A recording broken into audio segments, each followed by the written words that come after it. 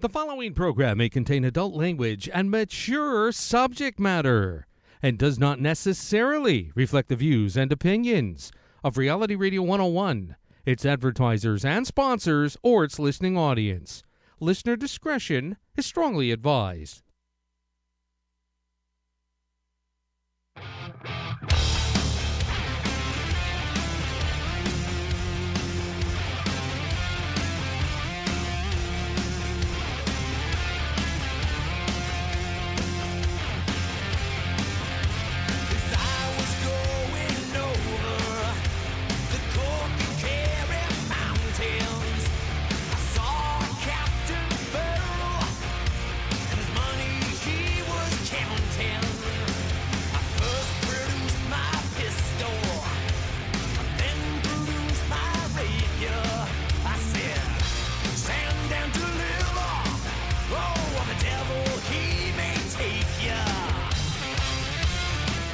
Welcome to the Canadian Cigar Scene with your hosts Kevin Newell and Julian Luke, right here on Reality Radio 101.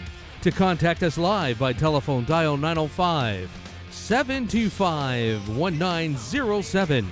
Toll free in North America, 1-866-905-7325.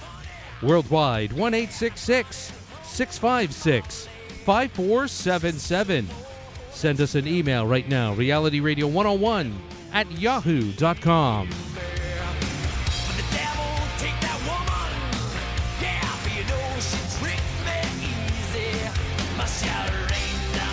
And now, welcoming in the new year with a cigar, Julian Luke and Kevin Newell.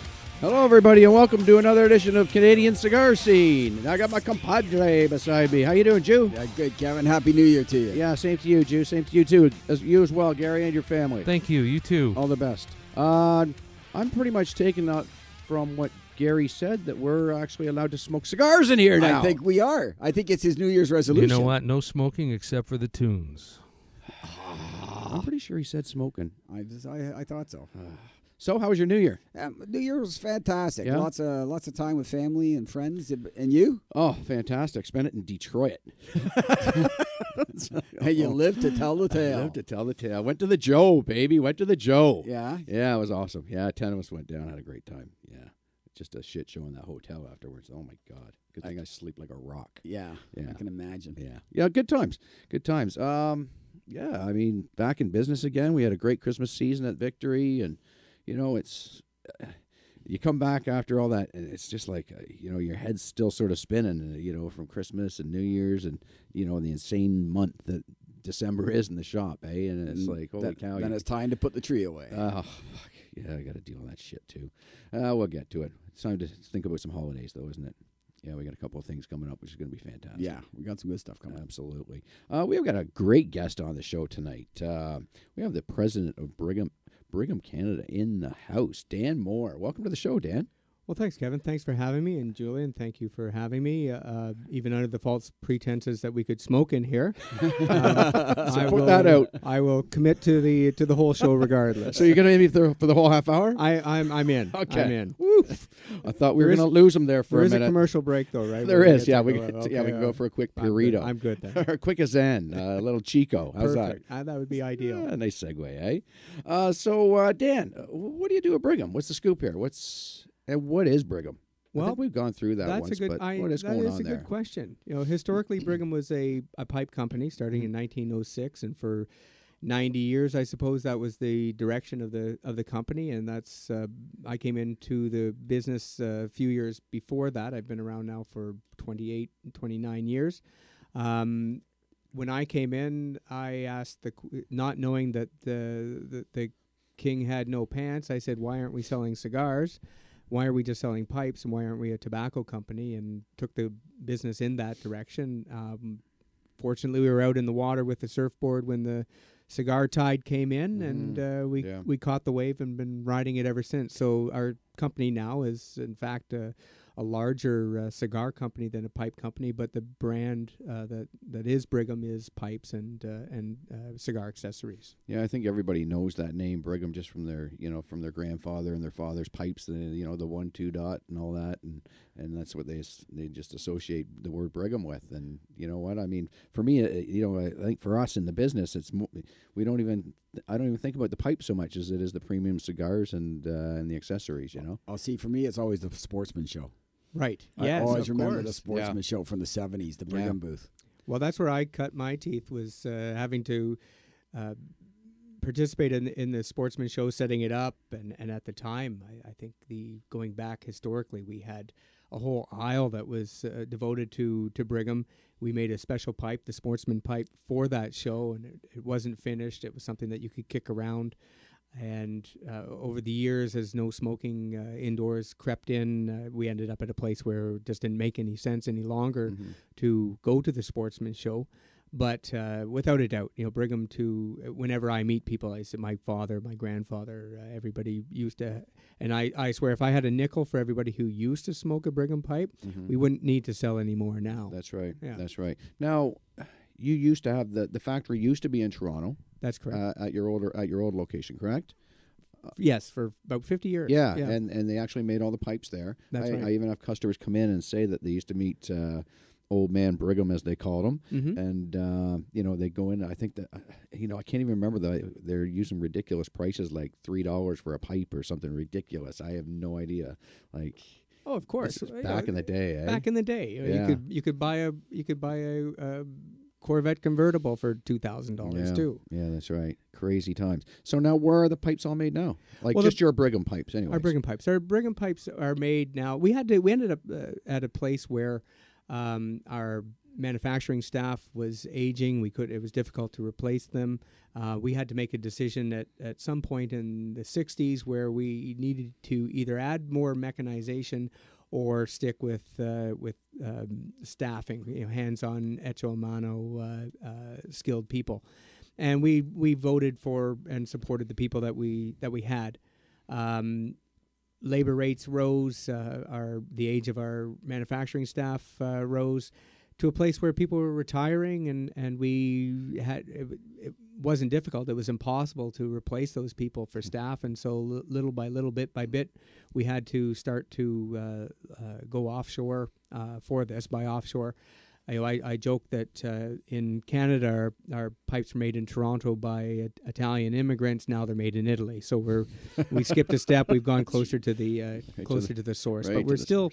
Our pipes then are manufactured for us under contract in Italy and in France, where we still participate very hands-on in the design and the quality control. And I visit the factories myself once a year, and then I visit with in other locations 2 or 3 times on top of that. So there's a lot of hands-on, a lot of communication, Skype, things like that. The connectedness that we have worldwide now just makes that easier. I still miss the romance of making pipes ourselves and being able to go downstairs and pick something up off the bench and take a look at it. But the volume of pipes that we sell now just doesn't facilitate that. It is what it is nowadays, right? Mm-hmm. So as for how you changed the dynamic of where your pipes and everything were made, from Brigham pipes. I mean, then you moved into that premium tobacco. And right from the very beginning, you basically had to source out who you wanted to represent in Canada, and it must have been, the who's who of what was available at the time. How did you decide? How did you come about picking, let's go through it just quickly before you answer the question. Go through the premium brands that you support right now, you bring in. For pipe tobacco? For your cigars. Well, our biggest trading partner would be Imperial Tobacco Group from the UK, which was Altadis before that, which was Consolidated Cigar before that. Our relationship with Consolidated started because of our relationship with pipe tobacco. We were purchasing pipe tobacco from a company, AC Peterson, out of Denmark. And they had a U.S. operation making custom blended tobacco. And when they packed that up, they moved their blends over to Consolidated Cigar in Richmond, Virginia, which that factory, the Sutliff factory, is still there, recently purchased by McBaron from Imperial Tobacco Group. But it was through that relationship then that we were able to get into the cigar business. So we had a great trading partner right from the get-go with them, that making cigars in Tabacalera de Garcia in the Dominican Republic and in Honduras, also in Nicaragua, Puerto Rico, and in the up until recently anyway, recently in 5, 6, 10 years, in Tampa with the Have a Tampa Phillies products. So they would be our largest, and their brands would be Florida Copan. They have a great cigar, Casa de Garcia, which is a super price point cigar, great value. And then a number of boutiques or larger boutiques. Tiamo, the A-Turrent factory out of Mexico, makes some fabulous cigars. They've been successful of late in sort of breaking away from a little bit of that stereotype that made in Mexico. Although which is strange because Mexican tobacco is used so predominantly in so many blends. Yeah, it's a funny thing, I mean, when you look at everything from Padron to Oliva to I mean, all the big names out there are using Alejandro's tobacco, and you know what? It's even myself when I'm in the humidor and I'm talking to somebody about a Casa Torrent, which is their newest line, which actually received what rating did that? It just got a really nice rating again. It's very highly rated, and it's a fantastic cigar. And like you say, it broke the mold of that Mexican cigar, and I'm almost intimidated by not even mentioning that it's a cigar from Mexico, just because people will go, "Oh, Mexico." I don't think so, because they always think of that old Tiamo, and even the World Selection Series broke that mold. That's what I felt, anyways. Just with the different blends, and I think I've even said to Alejandro, I mean, why don't you tell people about how much tobacco you make for other people? And he's just such a humble guy. It's a funny thing. He's a fantastic guy, and he just quietly goes about his business, and and he's just a standout guy, No, without a doubt. And the irony is, I find that companies will put together a Mexican blend and promote it that way, and successfully, and yet a company like Torrent or Tiamo is a little more shackled by their made in Mexico, which is interesting as a topic for discussion. This whole concept of what is a Mexican cigar, what is a Dominican cigar, what is a Honduran cigar.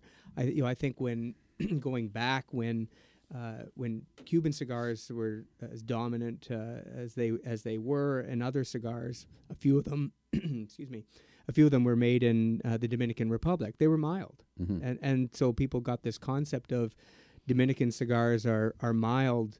Well, one of the brands that we distribute is La Flor Dominicana, which arguably is one of the strongest cigars that you can purchase. Try a double Ligero for breakfast and see what happens. Oh, absolutely. When I first tried those in our office, I couldn't stand up. I smoked it. I had to work for 2 more hours just because I couldn't go home. I don't know how productive I was, but I don't know. Just sort of sat around. I think those were those manager specials come up. That's right. Producto. Yeah. That's right. Yeah, you get that perception of certain tobaccos from certain regions. Yeah, you're exactly right. There are sorry to interrupt, but there are some. I know of some cigars that are Honduran, and they don't have a stick of Honduran tobacco in them, yet they're rolled in Honduras. That's and right. People hold them up like they're, it means nothing. It's not, unlike wine, this provenance of where something came from becomes very interesting to me, and you can't buck that. And that's where, touching on the world selection, that's where Alejandro was coming from. His approach on that was, rather than trying to continue to compete with this made in Mexico stigma, he said, okay, well, I'm going to blend something, and I'm going to call it a Honduran blend, a Dominican blend. And he manufactured the cigars with a general complexion or feel for what people's expectations for that type of cigar was. For instance, Nicaragua was a little spicier because that's what people expected. Dominican was a little milder and creamy, and that because that's what people expected, and had great success with that. And then they came sort of around from the backside of that then, and sort of. I'm hesitant to use the word legitimacy because they always had legitimacy, but with some of that additional exposure from the World Selection, he was able then to have people accept more readily the made in Mexico. That's right. And there's I was a pun intended. There's been a little bit of a revolution in some of the brands of late, and the pun is, of course, that Tiamo came out with their Revolution cigar, and that came about as a component of ITG purchasing Altadis and rebranding some of their Dominican cigars in the United States. So these would be the Cuban brands, but made in the Dominican Republic for the U.S. market. So the Romeo Julieta, the Monte Cristo, and rebranding those as Monte and Romeo, and getting away from the traditional Cuban label. Yeah. Just on a personal level, I mean, I know you're quite a wine connoisseur. I mean, I know you enjoy your wines and, have quite the palate for that, right? I mean, do you set yourself up? Would you call yourself more of a cigar guy or a pipe guy? And how's your palate as far as the smoking goes? Is it as refined as it is with the wine? Like wine, I know what I like. Yeah. You know what? I'm maybe slightly above average where it comes to wine, and I put myself in the same category for cigars. I very much know what I like, and what I like I know more of than what I don't like, because I'm less familiar with that. Well, now what about pipe tobacco itself? I mean, do you smoke your pipe very often? You know what? Not as often as I used to. When we smoked in our office more regularly, when we were building the business in a much more concentrated way, we'd be hanging around the office till 10 o'clock at night, and the pipes would come out, and for me, I like to travel light, and sometimes the pipe and the pipe tobacco and the lighter and the tamper and all the things but that's where I find trade shows and things like that where I wear a suit. I've got all the pockets for that stuff, so I tend to enjoy my pipe in those environments. But as a quick and easy go-to, cigars are always serviceable. It is the way to go, yeah, for sure. We're gonna have to take a quick break. I think Gary's giving me a thumbs up here that we need to take a little service announcement for some people that he has to pay the bills. So just let everybody know you're listening to the Canadian Cigar Scene on Reality Radio 101. Every single bone in my brain is electric, but I dig bitches like the best of them. Your father, come on, my daddy, Chris Lee West Indian Market has been serving the West Indian community for over 15 years. Visit their new location at 20 Harwood Avenue South, Unit 7 at Harwood and Kingston Road in Ajax. They have a wide variety of Oriental, East, and West Indian groceries, fresh fish, meat, and vegetables. Load up your cart with goodies from the island at very reasonable prices. They have weekly specials such as non-alcoholic wine at 2 bottles for $5. Visit Chris Lee West Indian Groceries at 20 Harwood Avenue South, Unit 7 at Harwood Avenue and Kingston Road in Ajax, or call them right now, 905-426-2111. That's 905-426-2111.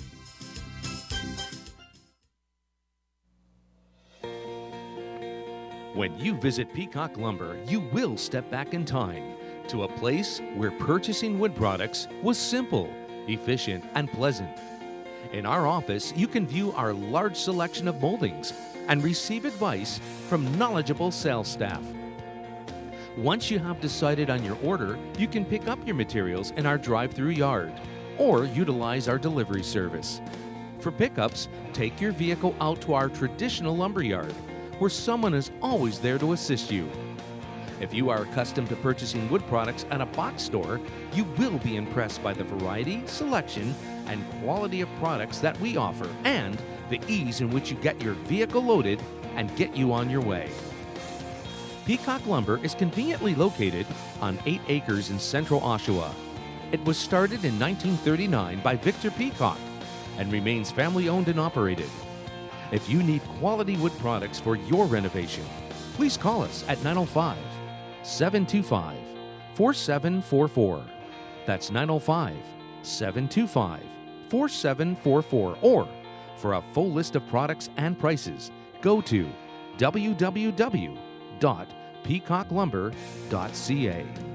Come to Peacock Lumber first to get the price, selection, quality, and service that you expect. The following program may contain adult language and mature subject matter and does not necessarily reflect the views and opinions of Reality Radio 101, its advertisers and sponsors, or its listening audience. Listener discretion is strongly advised.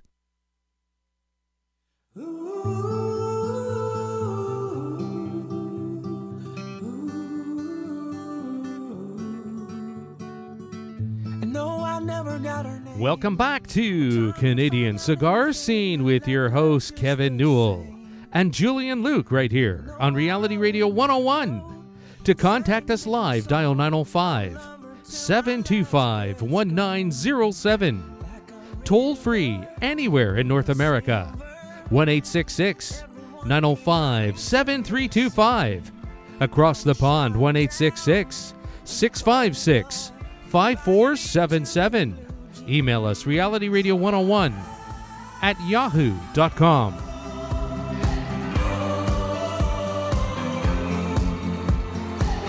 And now, back to your hosts of Canadian Cigar Scene, Julian Luke and Kevin Newell. Welcome back, everybody. Here we go again with Victory Cigar Events. Julius, jump right into them, eh? Yes, go ahead. This is what you say. Might want to get a pencil to jot some of these down. Yeah, sure, they're jotting them down. Yeah. Cigar of the week this week, Cornitas and Cedro. Fantastic little Corona, eh? Nice and mild smoke, $10.99. You cannot go wrong at that price. Just a heads up to everybody, our trip to Honduras, February 10th, is full. Stop. It is full. Going to be a junket, though, I tell you. It's going to be a banger of a trip. Going to CLE Cigars and Asylum Cigars with the folks from Cretech and staying at the, what's it called? The Camacho Compound. Yeah, it's going to be off the charts. Stay tuned for we have a upcoming event. I mean, we're taking it easy in January. Just let everybody settle in, like the shock of the visa, and all that sort of shit. I have my shock today. Oh, really? Bills are due the 6th. Oh, snap. So we're going to kick off February, I think we're looking at February 20th. May have something to do with some bourbon, I think we're thinking about. Yes. Yeah. Cigar Scene happenings. Gio, what do we got? Well, we got the Ontario flavor ban took effect on January 1st of this year. In typical fashion, there's been absolutely no communication with either retailers, for that matter, by this provincial government.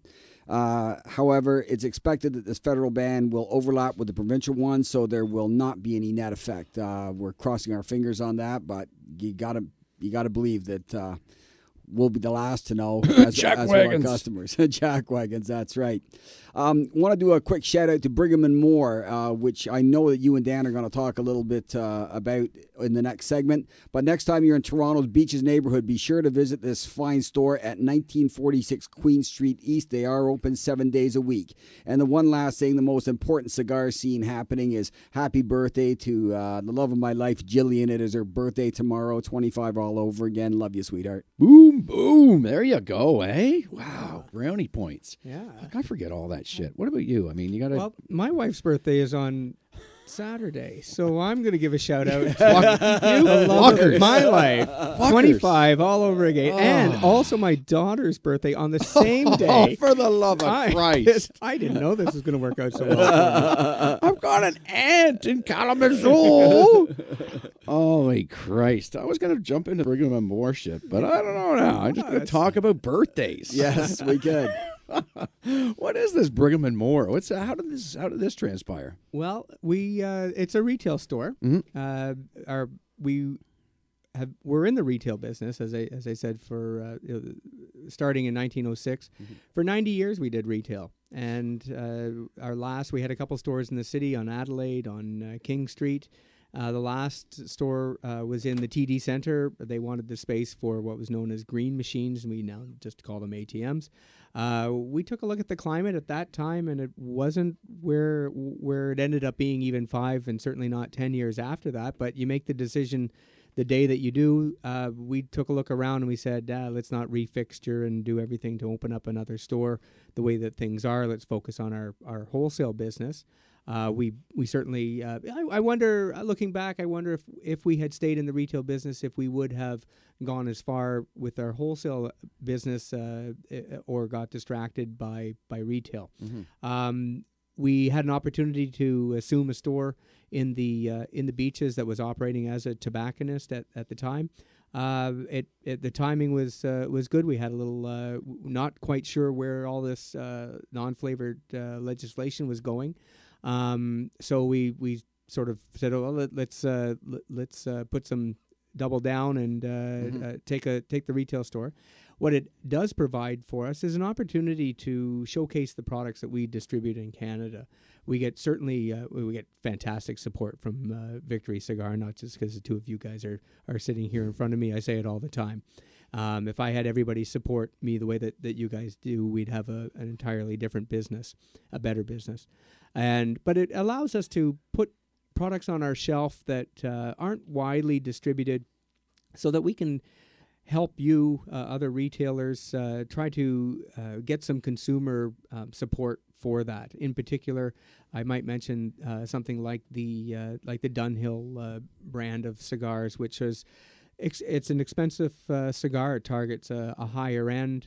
There are 3 blends at the moment, a 4th coming shortly. Oops, I let the cat out of the bag. More on that later. And then there are 5 or 6 shapes across each blend. And it's unreasonable for us at this point to expect that anybody would carry that full line. But we can do that in our store. So we can promote that, get some business going for that, and then hand it off to people in other areas. The Beach being a tourist-driven area, we get some people from lots of out-of-towners, and when they go back, they can sow the seed maybe back in Calgary, Edmonton, Vancouver, wherever they live, and say, hey, you know what, I tried this cigar at the Brigham store. I understand that you can get this from them. And that's sort of, as much as anything, that's the goal for the store. It's basically to showcase your brands. Yeah.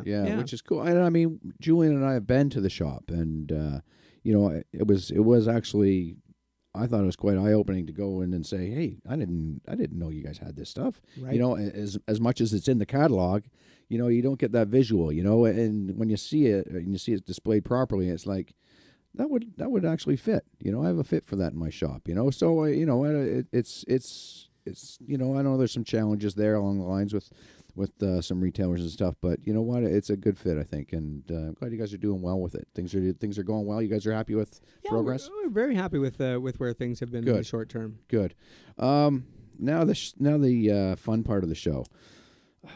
Here we go, Jew. Here we go, Gary. You ready? I'm gonna drop the L word. Okay. Yes, sir. It's called liberals. Okay. Mental disorder. It is a mental disorder. You are right. You are correct. I mean, the flavor ban took Ontario flavor ban took place on January 1st. The federal ban took place December 14th, and that was a struggle for Brigham. I mean, you guys had quite the exposure with your backwoods brand. I think that was your bread and butter, to say the least, wouldn't you say? Yeah, without a doubt. I think that all of us, those of us who are distributors in Canada, if we're all honest, we've got our principal brands. Horvath has Swisher. We've got Backwoods. And Backwoods principally is a flavored product. For us, Julian touched on it. The lack of information for us, the lack of clear, concise information, which would allow us to move forward, was not forthcoming, and so we couldn't ask our vendors to work with us because we couldn't give them any definitive answers to say, here's what we need, this, and this, and then there's no phase-in period. So it all came very quickly. We, of course, tried to keep the pipeline full right up until the 11th hour. And why not, right? Yeah, absolutely. It's legal till it's not. Yeah.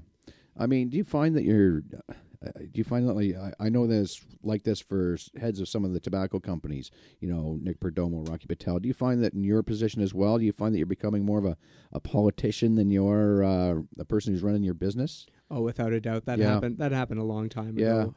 And and fortunately, we have some great people in our organization.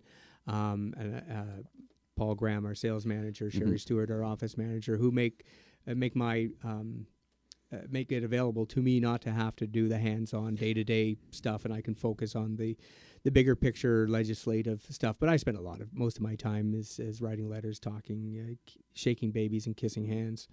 Yeah, and it must have been one of those points in your career where you said to yourself, holy shit, I'm not going to be able to do the stuff that I really wanted to do. I'm going to have to handle all this bullshit now. Did you enjoy that change that change of pace, or is it like, Jesus it's all bullshit, isn't it? It is. Either way it is. The sales stuff is bullshit. Even the fun stuff is. That's right. But at the end of the day, at least you don't have to hang around with politicians and all that crap, you know what? When I started doing it, it's more fun now because I used to think that somebody was interested in what I had to say. I was going to say somebody was listening. Yeah. Now I just say it because somebody has to say it, and I can be more direct and less couched with some of the things I say because I know it's going to fall on deaf ears, and if I offend anybody, they weren't in my camp anyway. That's right. So it's kind of easier. So that's true. Now, do you find that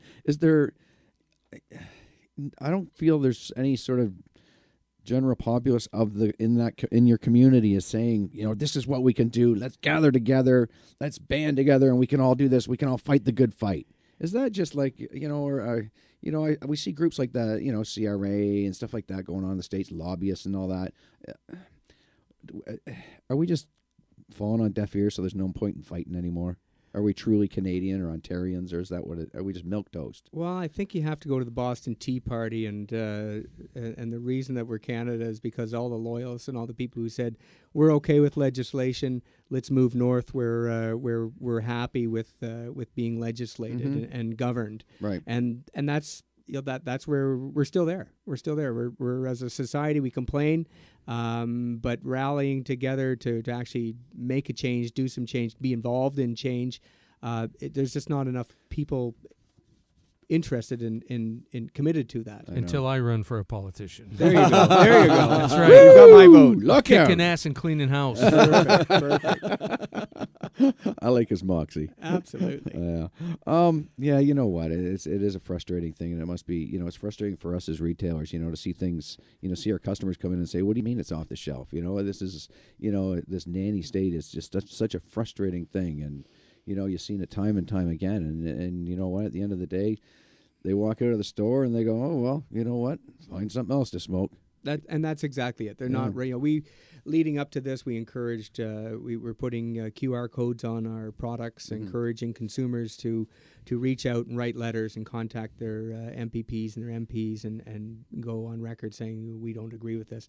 And unfortunately, I should give first credit to those who did do that. Yeah. And unfortunately, just not enough people got involved. There was no groundswell revolution, no Toronto Tea Party people throwing that's right. their tobacco in the bay. Not a chance. Too fucking expensive. Well, that too. That's right.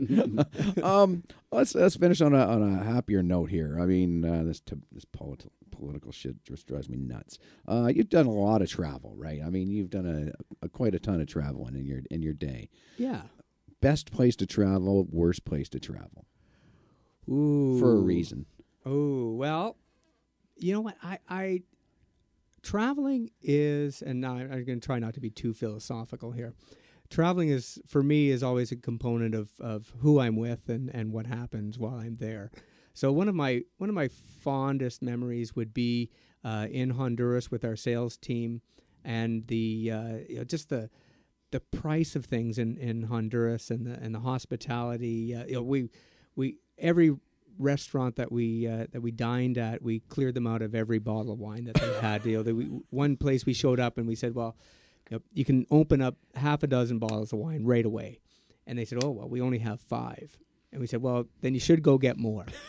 And Straight up. open up the 5. We'll take those and see what you can. Well, I think it was 20 minutes later, we see somebody coming into the restaurant with a box, like a used box. Like, this isn't a new box. And they've I don't know where they've gotten wine at 8:30 at night, but they went out and they found another dozen bottles of wine, and away we went. Scour the land. But it was we had so much fun. Things were completely out of control. Mm-hmm. And 12 people completely out of control for a couple $100, and it just, it's just, you can't match that. It was kind of fun. The worst place would be staying at the Unique Hotel. I'll give a shout out to the Unique Hotel in Dortmund, where I could use up the whole showtime explaining all the things that were wrong with it, but basically, they can't send an iron up to the room, so we have to go downstairs. We're ironing shirts in a broom closet. They want us to pay for the room in advance. And I asked why. Well, because it's easier at checkout. I said, okay, that's fine. We're going to have breakfast, so we'd like to pay for that. Oh, no, you can't pay for that now. You can pay for that on your way out. It's like, well, this doesn't make any sense. And those are just 2 small examples. But the whole thing was just a complete gong show. But what made it even better was an associate of ours who travels just as much and is very vocal and expressive when he runs into situations like this.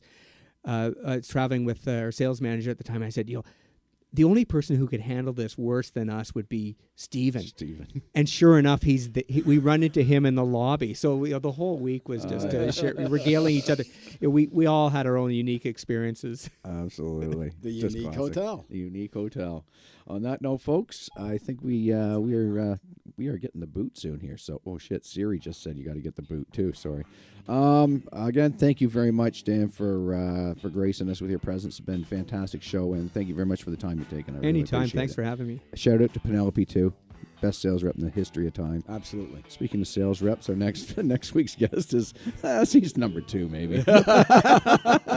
Simone Timperley, House of Horvath, is going to grace us with his presence and his jocularities. Let me tell you, he's got some beauties. He won't shut up. Jew, anything left to say? No, we better get out of here. We better get out of here. Atomic Ballroom coming. Absolutely. Get ready for George, people. It is time to have a cigar. You've been listening to Canadian Cigar Scene with your hosts Kevin Newell and Julian Luke, right here on Reality Radio 101.